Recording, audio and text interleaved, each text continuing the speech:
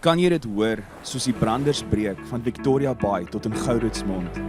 Kan jy dit sien soos die son opkom en skyn oor die Outeniqua berge? Beleef jy dit? Die tuinroete, 'n plek waar God regeer. Mense wat 'n verskil maak met geloof, liefde en hoop. 'n Streek wat God ken, mense liefhet en hulle wêreld vernuwe. Habakuk 2 vers 14 sê, die aarde sal gevul word met die kennis van die heerlikheid van die Here, soos die waters die seebodem bedek. Welkom by Doxadeo Tuinroete.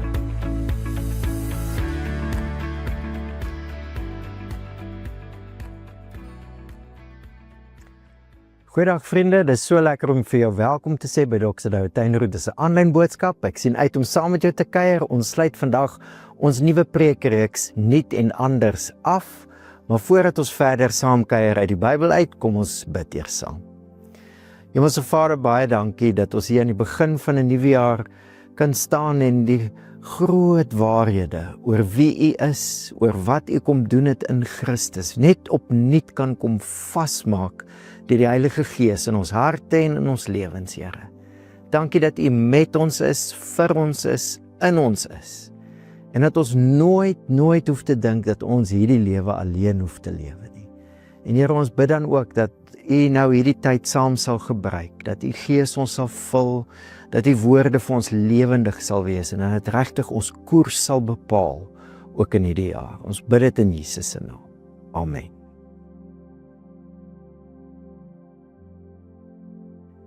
Jy het seker ook al die simpel sê ding gehoor, mens kan die wêreld in twee groepe verdeel. Die mense wat die wêreld in twee groepe verdeel en die wat dit nie doen nie.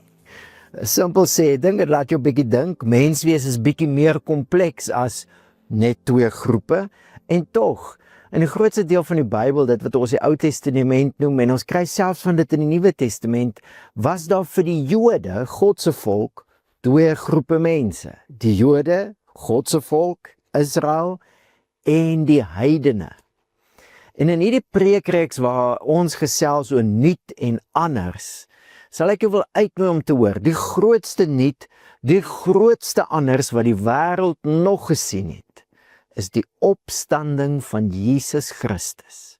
Maar oor en oor in die Nuwe Testament, as daar gepraat word oor die opstanding van Jesus Christus, dit wat God in Christus kom doen het, word daar ook gepraat van 'n nuwe groep mense. Mense wat nuut en anders is as wat die wêreld ooit geken het. Tot hier toe in die reeks het ons gekuier uit Matteus 28 uit, dit was ons vertrekpunt, en ja, mag ons nooit gewoond raak aan hierdie grootse gebeurtenis, dat Jesus uit die dood het opgestaan het. Maar vandag wil ek saam met jou kuier uit dit gedeelte in die brief wat Paulus skryf, Efesiërs, en ons gaan sien dat dieselfde dinge waaroor ons nou al gesels het, sê Paulus ook, as dit kom by die opstanding van Jesus. En dan sal ons sien hoe hy dit vat na hierdie nuut en anders, as dit kom by menswees. So ons lees saam Efesiërs 1 van vers 18 af, ons val nou hier in die middel van 'n sin in, 'n sin waar Paulus bid. Hy bid vir die gemeente en ons kan hierdie gebed net so vir my en jou ook vat. Hy bid dat die oë van julle harte verlig mag wees, sodat julle kan insien, en dan is daar 'n paar dinge wat hy lys. Maar as dit kom by die opstanding van Christus, is daar iets baie spesifiek waarvoor Paulus bid dat ons insig sal hê. Dat julle kan insien wat die onvergelykbare grootheid van sy mag is vir ons wat glo, ooreenkomstig die werking van sy groot krag wat hy uitgeoefen het in Christus, toe hy hom uit die dood uit opgewek het en hom laat sit het aan sy regterhand in die hemele, bo elke owerheid en gesag en mag en heerser, ja, bo enige naam wat genoem kan word. Op drie verskillende maniere, hy gebruik 3 woorde vir krag hierso. Die krag van God, dis waarvoor hy bid, dat ons insig sal hê. Die krag van God en wat dit gedoen het toe Christus uit die dood uit opgestaan het. Vriende, toe Jesus uit die dood uit opgestaan het, was dit baie meer, oneindig meer, as net 'n wonderwerk wat vir ons wys hy lewe. Oor en oor. Ons het dit gehoor in Matteus 28, as Jesus sê, aan my is gegee alle gesag in die hemel en op die aarde, toe hy uit die dood uit opstaan. Oor en oor is dit die boodskap. Die niet en anders, die grootste niet en anders wat die wêreld nog gesien het, toe Jesus uit die dood uit opstaan, het ook 'n nuwe geskiedenis gebring, 'n nuwe in ons wêreld. Dit was nie net 'n nuwe wat Jesus betref nie, hy het 'n nuwe lyf nie. Nee, hier wat Paulus sê, toe hierdie krag van God in Christus werk, het dit hom opgewek uit die dood en hom laat sit aan die regterhand in die hemel. Hy heers nou namens God se troon. God het sy gesag aan hom gedelegeer. Dis wat daai beeldspraak beteken. Bo elke owerheid en gesag en mag en heerse, bo enige naam wat genoem kan word. Boodskap van die opstanding is dieselfde.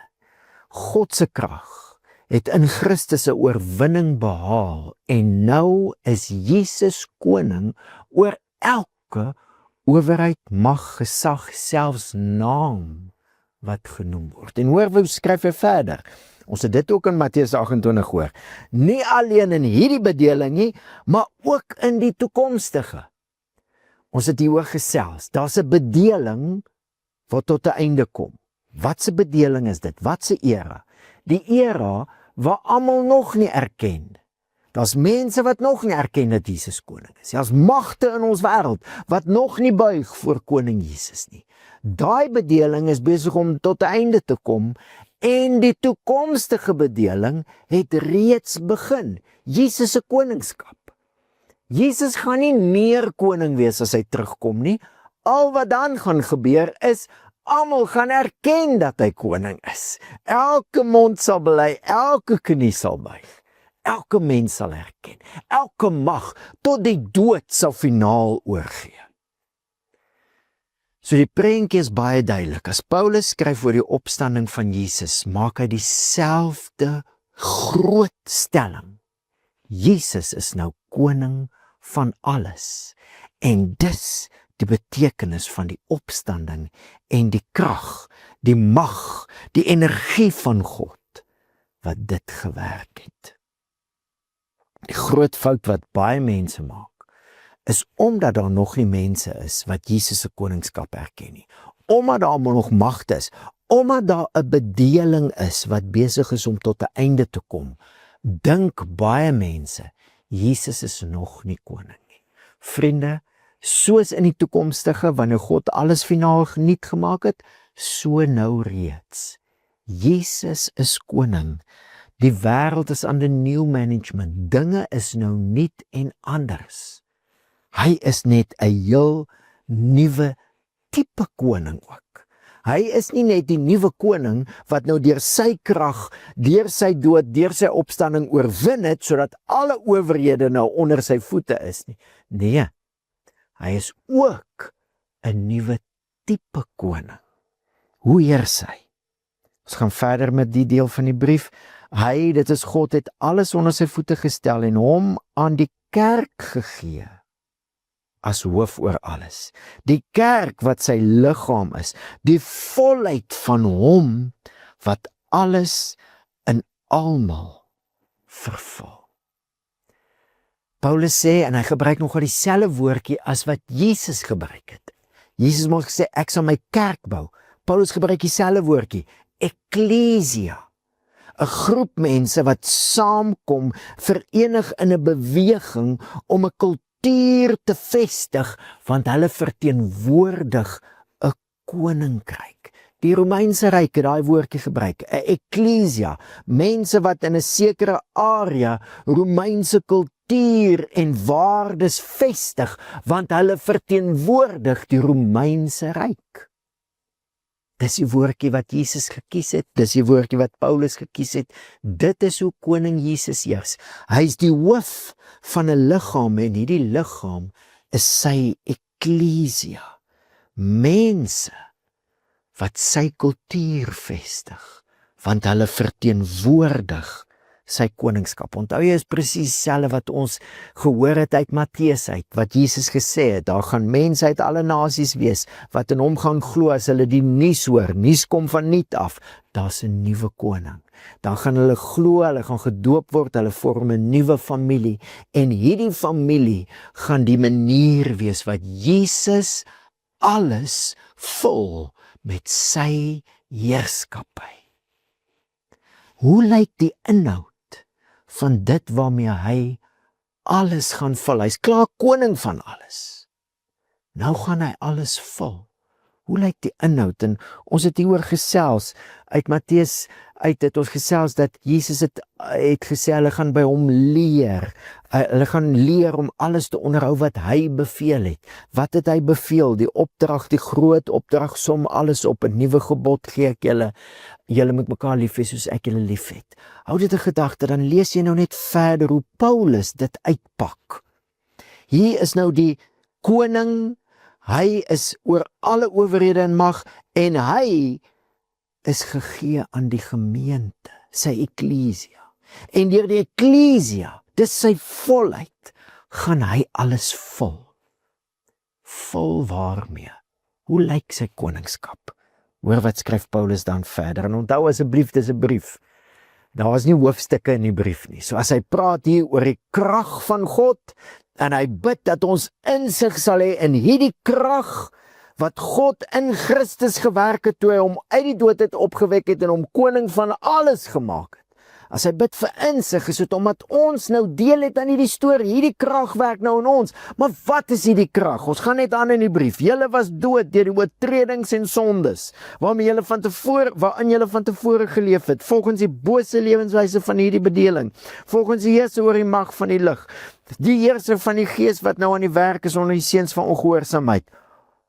Ons almal het van tevore soos hulle opgetree, toe ons die begeertes van ons sondige aard en van ons gedagtes uitgeleef het. Paulus beskryf 'n toestand van menswees, let wel, hy praat hier van julle en ons. Wie is die julle en ons? Die heidene en die Jode. Maar hy sê, al was daar twee groepe, was almal deel van 'n manier van menswees wat die doel gemis het, sondig. Hy skryf dit later ook, hy sê daarom onthou dat julle destyds volgens julle gesondige aard heidene was, onbesnedenis genoem deur diegene wat besnedenis was, uitgesluit van die burgerskap van Israel, vreemdelinge ten opsigte van die verbondsbelofte, sonder hoop, sonder God in hierdie wêreld. Dit was hoe die mense was wat nie Jode was nie. Maar Paulus maak dit baie duidelik, die Jode self was net so in 'n sondige toestand. Al was hulle God se volk sondig, hulle was doelmis mense lewe, dis mos doelmis mense. Dis die lewens wat hulle gelewe, dis mos wat sonde beteken, om die doel te mis. Daar was magte wat oor hulle geheers het, deur hulle eie ongehoorsaamheid, of dit Jode of nie Jode was. En dit was 'n toestand. Of was daar twee groepe, was daar een manier van mens wees. Mense wat besig was om God se doel te mis. Hulle was dood vir God se doel, vir die bron van lewe, afgesny van hom.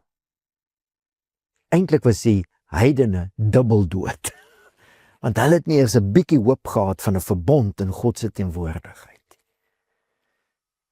En wat sê Paulus nou? En as jy die stukkie so lees, dan kom jy agter, hier gaan hy nou sê, wat is God se krag? Want in hierdie dooie toestand, wat 'n krag is daar, wat uit dood uit lewe kan skep. Dis dieselfde krag wat Christus uit die dood uit opgewek het. Wat is hierdie krag? Wat is die inhoud van hierdie krag? Die grootste krag wat die wêreld nog gesien het, die krag wat selfs nie eens deur dood gestop kan word nie. Wat is die inhoud? Wat is hierdie krag van God? Wat hy in Christus gewerk het. Wat is hierdie krag? Wat Paulus bid, dat jy insig kan hê in hierdie krag. Want dis deur die liggaam, die eklesia, wat Jesus nou alles wil vul met sy heerskappy. Hierdie krag van sy heerskappy. So jy moet die brief mooi volg. Hy praat oor die krag en die opstanding van Christus en ons is sy liggaam. En dan praat oor die feit dat ons almal verlore was. Hoekom? Want hy wil die punt so duidelik as moontlik maak. Wat is die krag van God? Maar God, ryk in barmhartigheid het ons, alhoewel ons dood was, as gevolg van die oortredinge, op grond van sy groot liefde, waarmee hy ons lief gehad het, saam met Christus lewend gemaak. Uit genade is julle verlos. Maar God, dis treffende woorde wat Paulus hier gebruik. Maar God, dit maak al die verskil. God, watter God praat hy van? Die God wat ryk is in barmhartigheid, genade, wat op grond van sy liefde in Christus ons terwyl ons dood was, lewend gemaak het. Vriende, ek hoop jy hoor dat dit waaroor ons die laaste 2 weke gesels, is presies wat Paulus hier ook weer uitlig. Wanneer ons praat van die volheid van God self in Christus, praat ons van 'n God wat ryk is in barmhartigheid, oorvloedig ryk, die God van oorvloedige, selfopofferende liefde. En daai liefde is die grootste krag wat hierdie wêreld nog gesien het. Dis die krag wat Christus uit die dood uit opgewek het en hom in heerskappy gesit het oor alle mag. Dis die krag wat Paulus nou wil hê jy moet insig in hê, want dis die krag van God wat nou in ons werk wat glo, dieselfde krag. En dis die krag waarmee Jesus nou alles wil vul. Die krag, die absolute, oorvloedige, selfopofferende liefde van God. Dit is sy krag. Krag wat nou in jou en in my werk. En is baie interessant, né? Dat Paulus nie begin hier by die kruis nie, maar by die opstanding. Hoor wat sê hy? Ja, hy het ons in Christus Jesus saam opgewek. Hy het ons saam met Jesus lewendig gemaak. Hy het ons saam met Jesus uit die dood uit opgewek. En ons laat sit in die hemel. Baie treffend. Gewoonlik as ons praat oor die liefde van God, praat ons oor die kruis en min oor die opstanding. Gewoonlik as ons praat oor die krag van God, praat ons baie oor die opstanding en min oor die kruis. Maar dis die punt. Jy kan nie daai twee van mekaar skei nie. Dit is die selfopofferende liefde van God in die kruis en in die opstanding, wat alles nuut maak, alles anders maak. Hier's 'n koning wat op 'n totaal nuwe manier heers met 'n nuwe krag. 'n Krag wat hierdie wêreld nog nooit gesien het nie. Die krag waardeur hy aanvanklik geskep het, ja, maar die krag waardeur hy nou sy hele skepping vat, met homself versoen, om alles nuut te maak. Die krag van sy liefde. En daai liefde, skryf Paulus, sien ons in die feit dat God ons saam met Jesus opgewek het. Saam met hom laat sit het in hemelse plekke. So kan ek jou uitnooi om hier te hoor. En as Paulus later skryf, dan sê hy dit ook. Hy sê, ons is sy maaksel. Letterlik gedig. Geskape in Christus. Het God ons dan nie al klaar geskep? Ja, maar hy het ons nou herskep in Christus. Later in dieselfde gedeelte van die brief sê Paulus dat Jesus die twee een gemaak het. Ek wil net gou daai versie kry. Hy het die twee mense, dan praat hy mos nou van die Jood en die nie-Jood, het hy tot een nuwe mens kom skep. So hier het ons te doen met 'n totaal nuwe manier van mens wees. Nuwe skepping.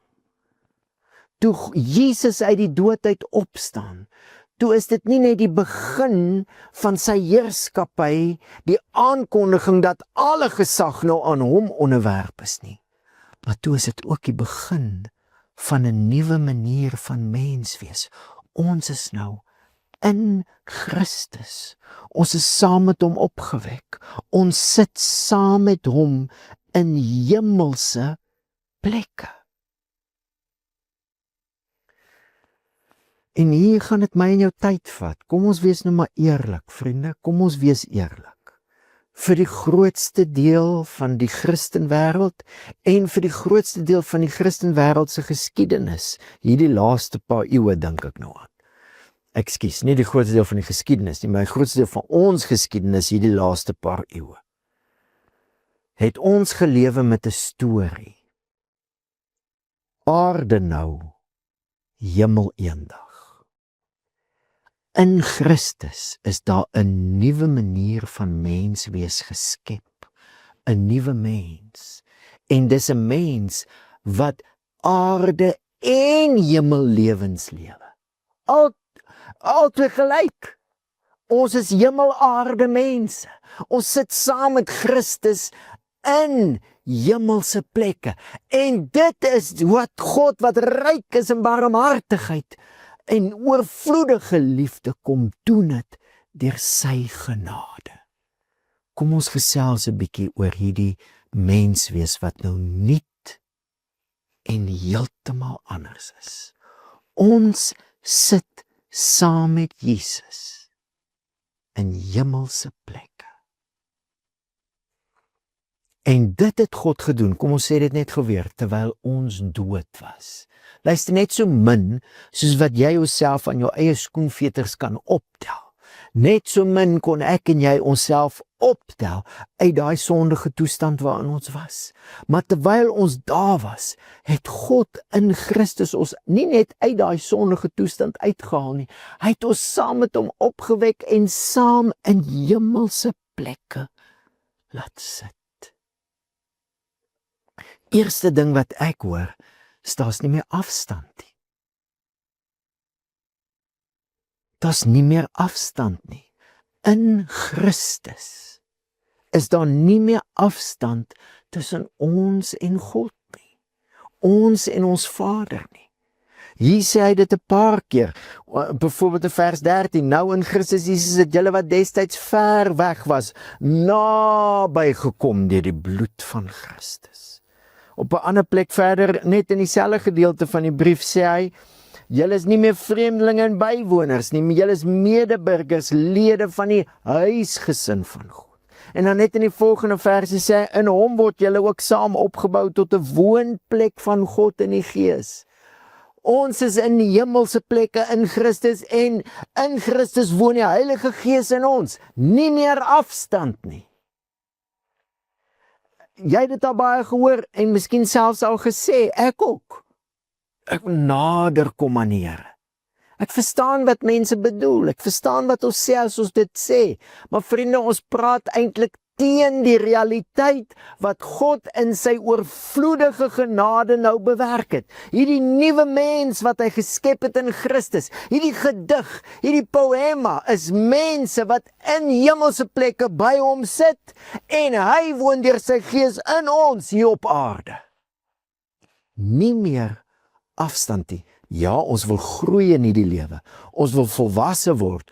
Ons wil al hoe nader in daai sin beweeg aan wie ons reeds is in Christus. Maar dis die punt. Ons vertrekpunt is nie ons wil by die Here uitkom nie. Ons vertrekpunt is toe ons ver weg was, verlore was in 'n sondige toestand, het hy na ons toe gekom en in Christus het hy ons opgewek. En ons laat sit in hemelse plekke. Nie meer afstand nie. Verhouding herstel. Hoe het ons laas jaar oor en oor gehoor uit Hebreërs uit. Laat ons met vrymoedigheid die troon van genade nader.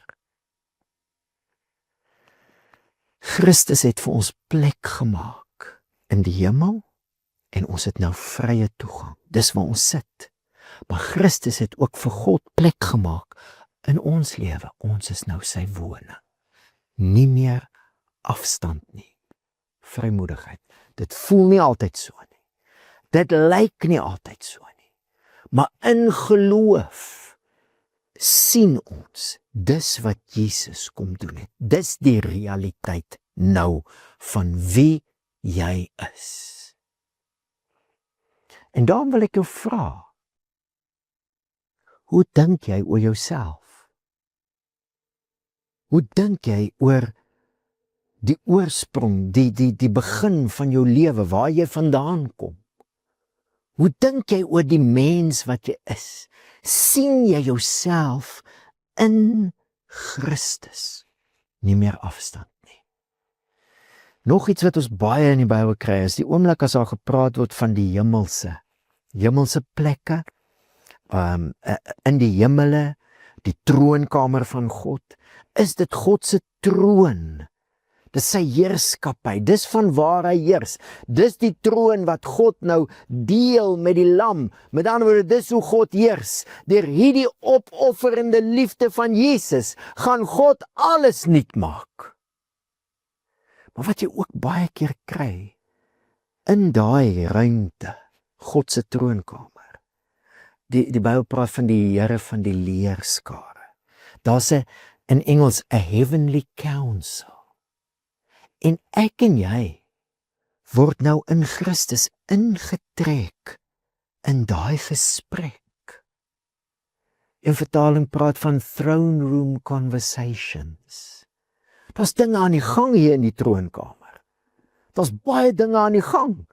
En ek en jy word ingetrek. Die eerste ding wat aan die gang is aanbidding. Altyd aanbidding. Nou is daar 'n nuwe lied. Ons het verlede week hieroor gesels. Die nuwe lied wat in die hemel gesing word. Daar word nog altyd gesing van God wat die skepper is. Maar toe Christus kom doen het wat hy kom doen het en hy staan op uit die dood en hy word in die hemel ingeneem, toe word daar 'n nuwe lied gesing. Waardig is die lam wat geslag is om die krag en die rykdom en die wysheid en sterkte en eer en heerlikheid te ontvang. En ek het die hele skepping in die hemel, op aarde en onder die aarde, op die see en alles wat daarin bestaan, hoor uitroep aan hom wat op die troon sit en aan die lam kom toe die lof en die eer en die heerlikheid en die sterkte vir ewig en ewig. Ons is ingetrek in daai gesprek, aanbidding. Dis ons vertrekpunt in ons lewe, dis hoe ons dag begin. Dis hoe ons week begin. Hoekom is aanbidding so groot ding? Vriende, ek en jy weerspieël wat ons aanbid. As ek geld aanbid, as dit is waarop my toewyding, my hele menswees, my passie, my verbeelding gerig is, dan word die hele wêreld een transaksie.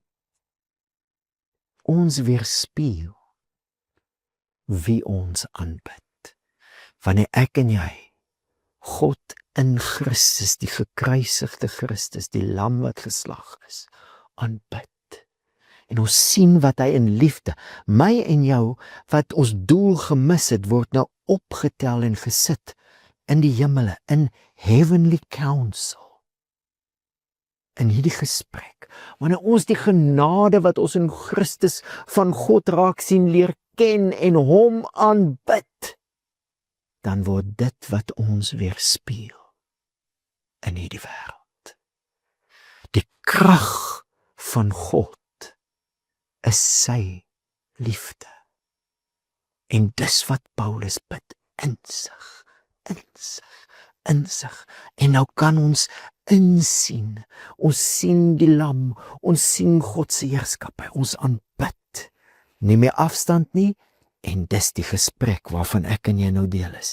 En die oomblik as jy in daai gesprek ingetrek word, dan besef jy, daar's 'n rede. God het ons gekies met 'n doel. Hoor wat sê die skrif, Hy het ons in Christus Jesus saam opgewek en saam laat sit in die hemel, sodat hy in tye wat kom bewys kan lewer van die alles oortreffende rykdom van sy genade deur sy goedheid aan ons in Christus Jesus. Wanneer ons lewe in hierdie realiteit, nie meer afstand nie, vrymoedige toegang, en ons besef ons in hierdie hemelse gesprek ingetrek, en die eerste deel van hierdie gesprek is altyd aanbidding. Wanneer dit ons manier van lewe is, dan ontdek ons dat ons bekragtig word met daai liefde vir wat God in hierdie wêreld wil doen. Hy wil nou sy oorvloedige, alles oortreffende rykdom van genade deur sy goedheid aan ons, wil hy bewys aan die wêreld. Ja, daar is nog steeds twee groepe mense. Die wat erken dat Jesus koning is en die wat hom nog nie erken nie. Die wat besef, hier is die realiteit. Toe Christus uit die dood uit opstaan, toe die grootste krag wat die wêreld nog gesien het. God se oorwinnende liefde. Die grootste ding gedoen wat geskiedenis nog gesien het. God het mens geword en sy lewe kom opoffer. Alle magte en vyande oorwin, sodat hy nou koning kan wees. En toe hy dit doen, toe trek hy die mensdom in 'n nuwe verwysing in. Daar's mense wat dit nou al herken. Hulle sien hulle self in Christus. Sien hulle self nie meer afstand tussen hulle en die Vader nie. Die Vader in hulle in hemelse plekke. Deel van 'n aanbiddingsgesprek. Dis hoe dit altyd begin. Maar daai mense word dan bemagtig om 'n bewys te wees van God se liefde en goedheid vir almal en alles wat nog nie sy liefde erken nie. Die oorvloedige genade wat God aan my en aan jou bewys, is sodat ons sy kunswerk kan wees. Ons is sy maaksel, geskape in Christus Jesus, tot goeie werke. Goeie werke het niks met verdienste te doen nie, dis om die goedheid van God in hierdie wêreld te weerspieël. So vriende, wanneer ek en jy engage in hierdie hemelse gesprek van aanbidding, word ons bemagtig. Worship fuels mission. Ons word bemagtig om hierdie oorvloedige genade, rykdom, ryk in barmhartigheid, hierdie liefde van God te beliggaam, te wys vir 'n wêreld wat so soek na 'n nuwe manier, 'n beter manier van mens wees. En dis hoekom dit so belangrik is dat jy jouself sal sien in Christus. Jou identifikasie daar sal vind. Hier is wie ons nou is. Die eklesia van die koning. Sy liggaam. Ons sit in die hemel. In hom. Sy gees in ons. Wat ons bekragtig met sy genade en liefde terwyl ons hom aanbid. Dit is so belangrik dat jy jouself sal sien in Christus. Sy maaksel. Maar dit is net so belangrik. Dis net so belangrik dat jy ander gelowiges ook so sal sien.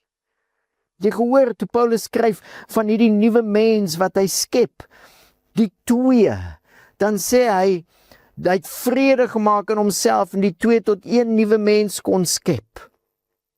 Dan praat hy hier juis van die Jode en die nie-Jode, die verste pole. Jode het die heidene gehaat, dis hulle skuld dat die wêreld is wat dit is, alles wat sleg is, alles wat nie goed is nie, dis alles op hulle rekening. Dis hoe die Jode gedink het, en die heidene het die Jode gehaat, dit is die verste pole. En nou sê Paulus dat in Christus, deur sy kruis het hy die twee, een nuwe mens gemaak. Jy kan nie mense, individue kry wat verder van mekaar af was nie. Maar nou in Christus, een nuwe mens. Vriende, as die krag van God sy selfopofferende liefde is, dan is die duidelikste plek wat God deur sy gees skep, waar daai liefde tentoongestel word, die gemeente.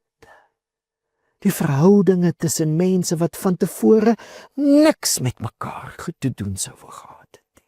Wat mekaar eintlik gehaat en gewantrou het. Nou, een liggaam, wat ons aanbid God in Christus. Ons besef, ons is almal, ons oorsprong is in hemelse plekke, in Christus. Ons identifikasie is nie meer ons burgerskap van nasies nie, maar in ons eklesia, die kultuur, die koninkryk van God in Christus. Ek wonder of jy jouself daar sien.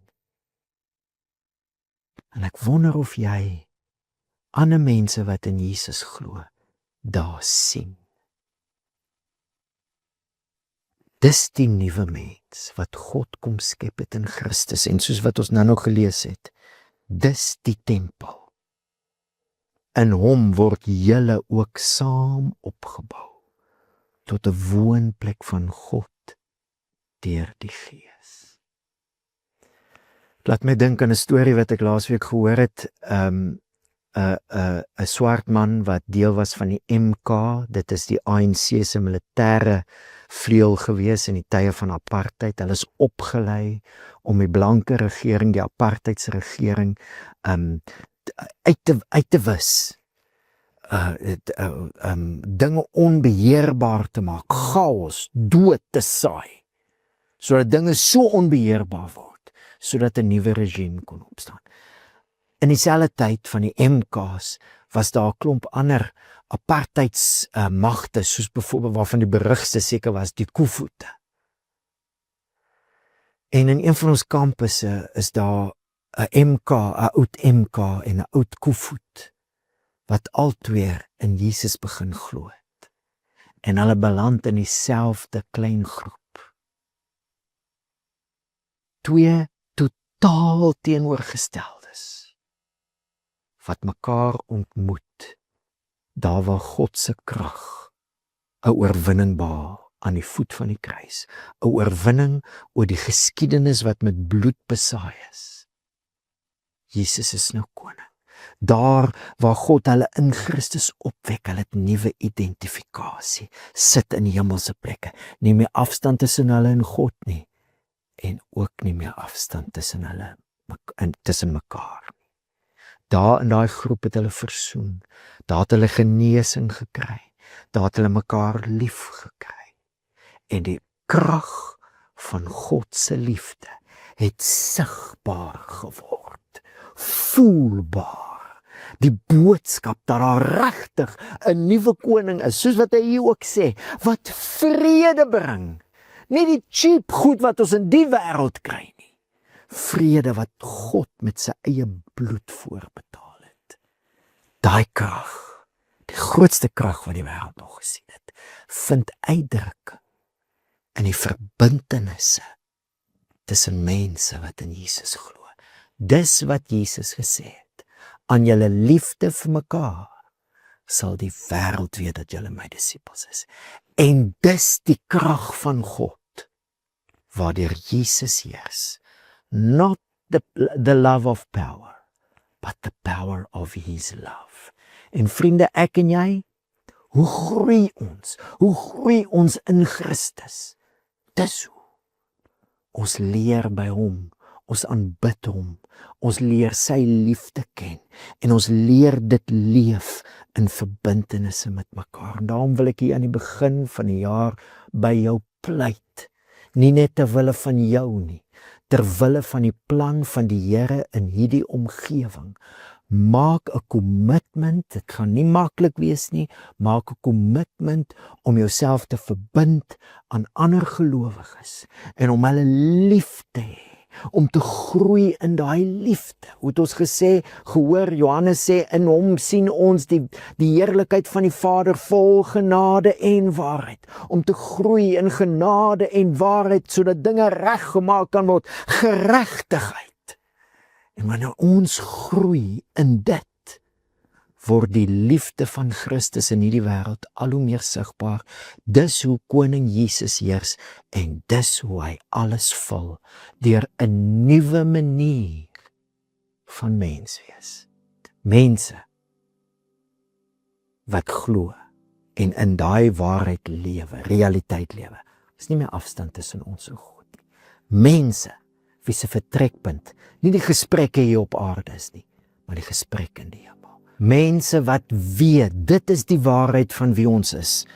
In Christus Jesus is ons saam opgewek, saam laat sit in die hemel, sodat God in die tye wat kom bewys kan lewer van sy alles oortreffende genade en sy goedheid, deur sy goedheid aan ons in Christus Jesus.